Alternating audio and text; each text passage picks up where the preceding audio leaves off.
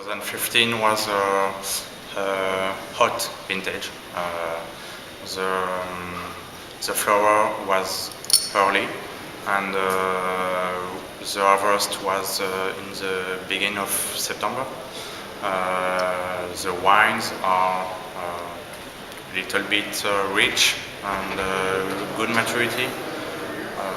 The acidity was low, and today the challenge is to keep the freshness, and it's not to have too heavy wines. So you've actually changed the way that you age the wines this year? Yeah, for me I changed vinification. It's more short than a classic vintage. The bottling will be early,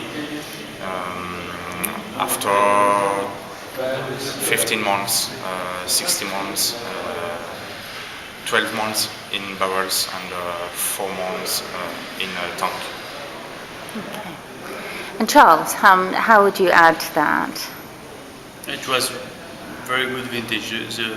The quality of the grapes was very nice, and we had a very brown juice, so it seems to be very nice for keep the wine. It's very elegant and very fresh, and we don't have a big perfect acidity, but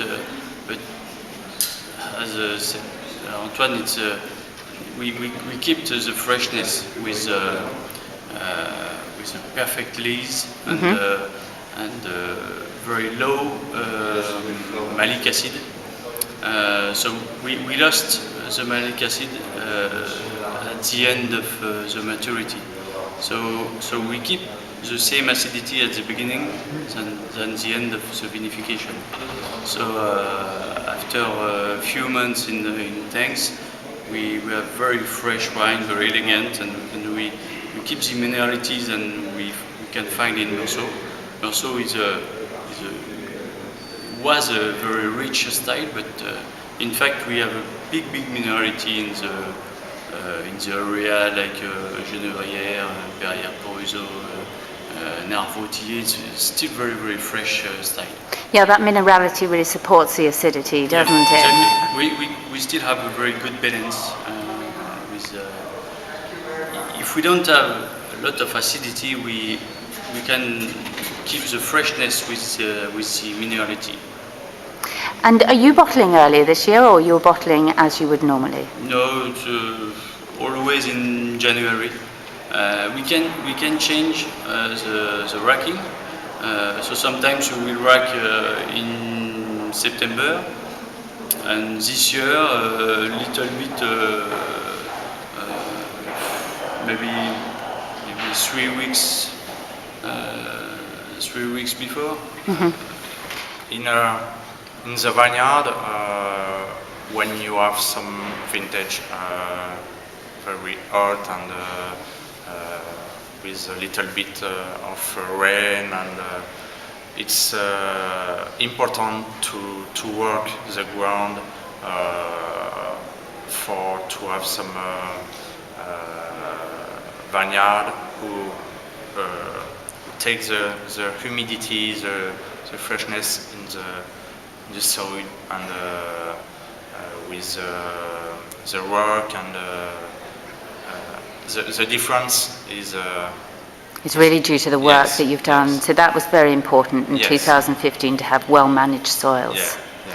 That's great. And do you think this vintage, because sometimes the riper, bigger white vintages strangely do age quite well. Do you think this is a vintage that will age well? Yes, definitely. Yeah. Because it's like I said, it's we have we don't have a big acidity at the beginning, so the juice didn't still green, but it was brown, very easy, and it's for that when you have a big oxidity of the juice, you will don't have a problem with the oxidity later. So this is the biggest problem. We have more problem with a very with a vintage like, I don't know, 96 was a very big acidity, and usually we have more prem-ox at this vintage because the juice is still green, and when it's in the wine, you still have maybe more problem.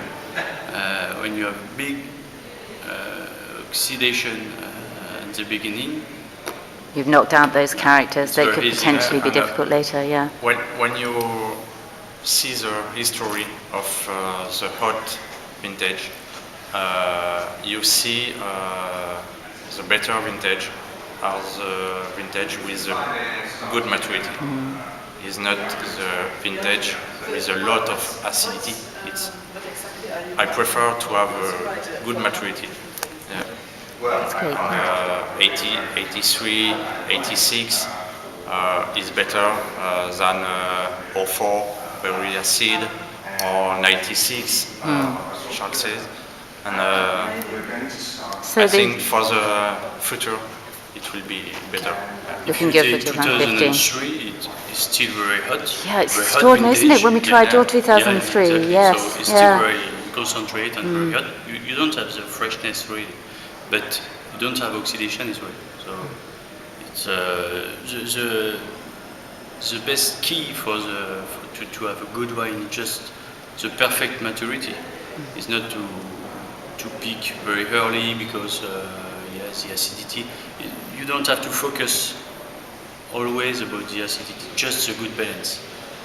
Many people say, when do you pick the grapes? Yeah. It's not very important. Just find the good balance, and this is the most important for